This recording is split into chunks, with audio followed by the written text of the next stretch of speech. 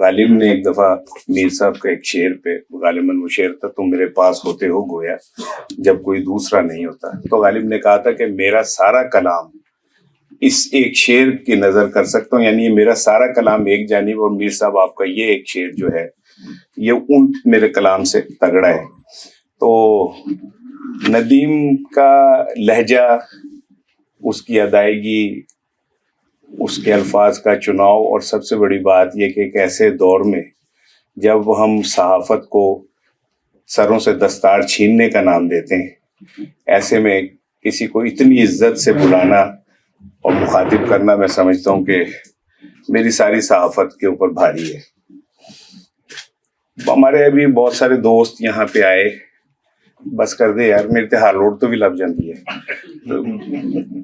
بہت سارے ہمارے دوست آئے اور انہوں نے آ کے یہاں پہ آزادی صحافت کے لیے بڑے تیز تیز جملے کہے۔ شاید چلا گیا، میں نے کہنا تھا کہ جیسے جنگ کے لیے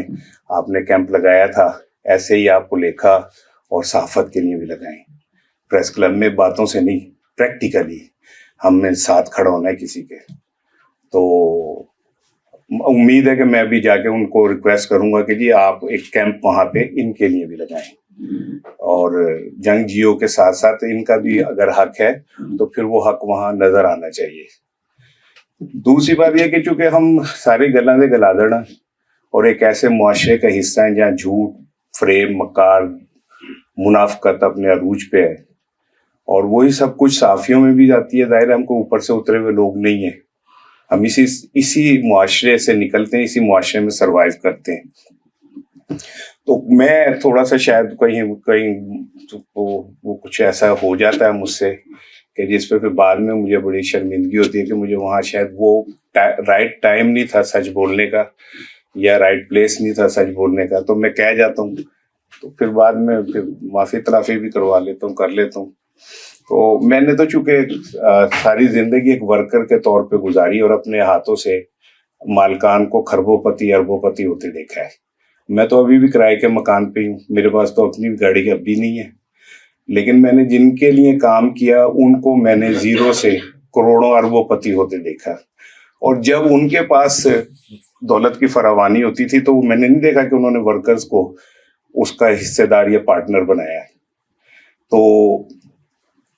لیکن ورکرز کی جو محبت اور ان کی کمٹمنٹ خبریں سے میں نے سیکھی، یا سب آ کے خوشنور صاحب کی کہہ رہے ہیں، بدقسمتی سے خوشنور صاحب اسلام آباد ہوتے تھے، میں لاہور میں چونکہ نیوز روم کا حصہ تھا تو میرا ضیاء صاحب سے زیادہ تعلق تھا۔ ہم نے تو یہ دیکھا کہ لوگوں نے اپنے زیور لا کے میری آنکھوں کے سامنے ضیاء صاحب کو دیے کہ جی یہ کاغذ منگوا لیں اگر کاغذ نہیں ہے، اور پھر لیکن یہ کہ جب بہت اچھا عروج آیا تو میں نے دیکھا کہ ہم وہیں پہ کھڑے رہے اور عروج ہوتا چلا گیا۔ تو میں سمجھتا ہوں کہ وہ وقت واپس آئے گا بٹ صاحب، جب پولیکھا کے اسٹار، مجھے یہ پتا ہے کہ آپ تو دوپہر کو اپنے ورکرز کے ساتھ کھانا انہیں نہیں دیتے، ان کے ساتھ کھاتے ہیں، اور مجھے تو یہ بھی پتا ہے کہ آپ ان کے دکھ درد میں جیسے شریک ہوتے ہیں۔ خوشنور صاحب تو استادوں کے استاد ہیں نا، ہم جیسے آج ہمیں کوئی کہتا ہے استاد ہیں تو مجھے بڑا عجیب سا لگتا ہے، تو پھر خوشنور صاحب کے تو نیچے ایک فوج ظفر موج ہے اس اساتذہ کی۔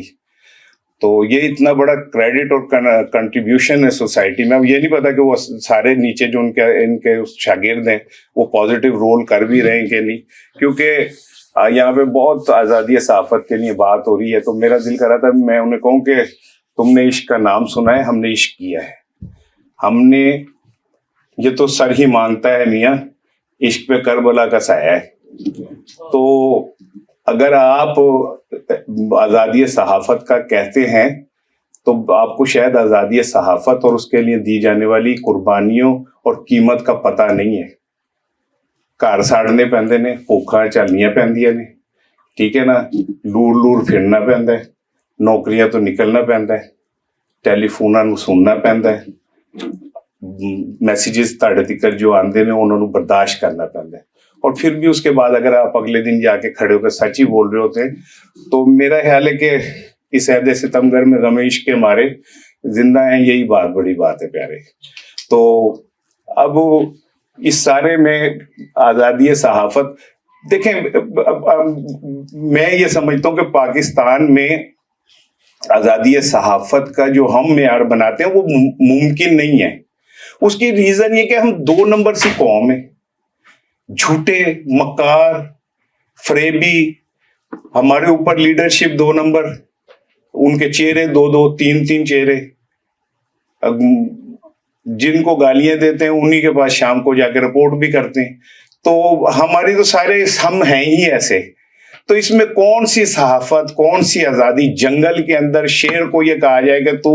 ایک جمہوری ڈسپلن میں رہے, تو اس سے بڑی حماقت کوئی نہیں ہے. اور آج پاکستان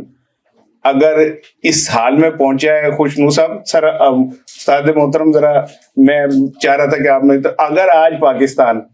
اور ہم اور یہ معاشرہ ابھی نیچے جو ہم بات کر رہے تھے کہ اب ہمیں پتہ ہی نہیں کہ ہمارا کیا بنے گا, ہمیں یہی نہیں پتا کہ پاکستان کا کیا بنے گا, تو اس کے ذمہ دار یہ دانشور ہیں جنہوں نے دلالوں کی طرح طاقتوروں کی نہ پھول ہار موتیتیں لے کے کندھے پہ یہاں پہ پڑنا رکھ کے اور ان کے کوٹھوں کے نیچے کھڑے ہو کے طاقتور جو ہے نا گاہک تلاش کرتے رہے, بونوں کو ہیرو بناتے رہے, اور اس میں قوم کا بکرا ذبح کرا کے اپنی بوٹی ایک نکالتے رہے. تو کس چیز کا شکوہ بھائی؟ جس حال میں ہم آج پہنچے, ہم نہیں سکھائے ہیں ان لوگوں کو کہ کیسے کس کا گلا کاٹنا ہے, کیسے کس کو تباہ کرنا ہے. تو آج ہم بھی اس کا شکار ہیں. تو ان حالات کے اندر آپ کے اشتہار بند ہو جائیں, خوشنو صاحب آپ کے بند ہو جائیں, تو کسی میں اتنی ضرورت نہیں کہ ان سے کہے کہ تمہارے باپ کا قومی خزانہ, تم اپنے گھر سے لے کے آئے ہو قومی خزانہ, کہ تم اپنی مرضی سے بانٹو گے. کوئی دال ہے, یہ کوئی منڈی دی دال ہے کہ اپنی خواہشوں کے مطابق تم دو گے؟ میڈیا کو اگر تم نے لے کے چلنا ہے تو پھر سب کے ساتھ برابری کا سلوک کرو. میر شکیل الرحمان اور مدثر بٹ صاحب دونوں ہی ایک پلیٹ فارم پہ یہ زیادہ ورکر کا خیال کر رہے ہیں. وہ تو یک جنبش قلم جس کو چاہے نکال دیتے ہیں, سینکڑوں کی تعداد میں. انقلاب میں نے اتنی محنت سے اخبار نکالا تھا, وہ ایوننگر مارننگر کے لیول پہ چلا گیا تھا, اس کی اتھینٹسٹی کریڈیبلٹی اتنی بن گئی تھی. ایک ٹیلی فون آیا اور پتہ چلا انقلاب بند ہو گیا. اس کے ساتھ وابستہ درجنوں سینکڑوں لوگ جو تھے, انہیں یہی نہیں پتا تھا کہ ہمارا جرم کیا ہے, کس وجہ سے ہم پہ آپ نے رزق کے دروازے بند کر دیے. تم رازق نہیں ہو لیکن تم رازق بننے کی کوشش کرتے ہو. ان حالات میں آپ کا اشتہار بند ہو گئے, خوشنو صاحب کے اشتہار بند ہو گئے, تو میں سمجھتا ہوں کہ یہ ڈسکریڈٹ نہیں, یہی تو کریڈٹ ہے, یہی تو اصل آپ کی شناخت ہے کہ اس منافقت زدہ دور میں آپ قیمت ادا کر رہے ہیں اپنے سچ بولنے کی. اس دور میں جب کاسا لیسی کے تحت لوگ کروڑوں پتی ہو جاتے ہیں اور وہ کوٹا لے لیتے ہیں اشتہارات کا جو کوئی سوچ بھی نہیں سکتا, آپ کو سزا مل رہی ہے سچ بولنے کی, تو یہ تو آپ کا کریڈٹ ہے بھائی. یہ تو میں سمجھتا ہوں اس پورے 24 کروڑ پاکستان میں 100 چینلز کے اندر, ہزاروں اخبارات کے اندر اگر چند اخبارات کے اشتہارات بند ہو رہے ہیں تو یہ کریڈٹ ہے. آپ اپنے سچ بولنے کو ثابت کر رہے ہیں کہ ہاں ہم سچ بول رہے ہیں اور اس کی قیمت بھی دے رہے ہیں. تو میں یہ کیونکہ میں کوئی اتنا خوش فہم نہیں ہوں پاکستان کے حوالے سے, اور میں تو اس لیے بھی زیادہ تکلیف ہے کہ بہت سارے لوگ جو ہیں ہم میں صحافیوں میں وہ اس جوگے ہیں کہ وہ اپنے بچوں کو بھی باہر بھیج سکتے ہیں اور خود بھی باہر جا سکتے ہیں. میں تو کاموں کی بھی نہیں جا سکتا بھائی, میرے پاس تو اتنا بھی پراپر کرایہ نہیں ہے کہ میں کاموں کی اپنے بچوں کو لے جا سکوں. تو میں نے تو اسی مٹی میں مرنا ہے. میری تو میرے بڑوں کی قبریں بھی اسی میں بنی, ہماری بھی بنی. تو خوشنو صاحب آپ نے تو ہمیں سکھایا ہے پہلے دن سے, 26 ستمبر 1990 سے جب میں نے روزنامہ پاکستان میں انٹرنی کے طور پہ جوائن کیا تھا, تو وہ آپ نے مجھے کبھی کوئی ڈائریکٹ تو نہیں سکھایا. میں آپ سے ڈرتا اتنا تھا کہ آپ مجھے پتا چلتا تھا آپ گلی سے اس طرف سے آنے تو میں اس طرف سے نکل جاتا تھا. تو میں بھی کہوں جی میں نے آپ سے بہت سیکھا, میں نے آپ سے ڈرنا سیکھا کہ آپ کو لے کے چھپ جانا ہے. تو لیکن اس خوف کے پیچھے بھی آپ کی کوئی ہیبت نہیں تھی, آپ کی عظمت کا احترام تھا. اور ورنہ وہ کہتے ہیں جب جمدی سولہ دے منہ تکھے ہوندے نے, تو ہم تو تب بھی ہمیں پتا ہوتا تھا پتہ نہیں سویرے سانو بلاندے رہے. یعنی 3 دفعہ تو میں نے خبریں میں بھی ریزائن کیا تھا. تو سر میں मेरी तो चेपीदी शोरबा, मेरी क्या औकात है कि मैं कहूँ जी मैं आपके साथ हूँ, आशिकी का झगड़ा क्या, दोस्ती से क्या मतलब, मैं तेरे फकीरों में, मैं तेरे गुलामों में। तो भट्ट साहब हम लफ्जी लोग नहीं हैं, आप प्रैक्टिकली आजमाएं किसी दिन ना, एक दफा जरा अमली तौर पे कागजी शेरों को आवाज दे के देखें तो आपको पता चलेगा कि आपके साथ वो लोग खड़े होंगे जिन्होंने कभी दावा नहीं किया था। तो मैं जाती तौर पे समझता हूँ कि ये इश्तारात बांधी रहने चाहिए, कम से कम पाकिस्तान में कोई तारीख लिखे तो ये तो लिखे ना कि कुछ लोग थे जिन्होंने सच की कीमत दी थी। तो वैसे तो इश्ताहार आपका कोई आपको भीख में नहीं देगा, किसी साले में इतनी औकात नहीं है, आप जो मांग रहे हैं आप अपना हक मांग रहे हैं, और आप वो हक के पीछे सैकड़ों वर्कर्स का हक शामिल है जो खड़े हैं। तो मैं समझता हूँ कि ये दौर ऐसा है कि मैं कहने डर जाना, डर नहीं जाता, रुक जाना कि भाई यहाँ पे इस वक्त जिस वक्त दौर से हम गुजर रहे हैं, ये दौर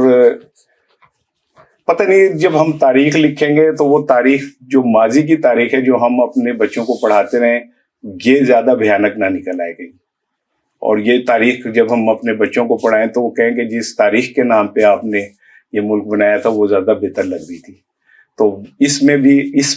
कहतो रजाल में अगर आप दो लोग एक दूसरी सफ में खड़े हुए, उस सफ में खड़े हुए जहाँ पे हुसैन चले थे और उसके बाद उन्होंने कहा था कि ये रास्ते खत्म नहीं होंगे, जब उसे पूछा था ना उससे शिमर से कि तुमने सुन के बच्चे भी मार दिए, तो उसने कहा कि उन्होंने कोई रास्ता नहीं छोड़ा था। तो रास्ता ना छोड़ने वाले लोग बहुत थोड़े होते हैं,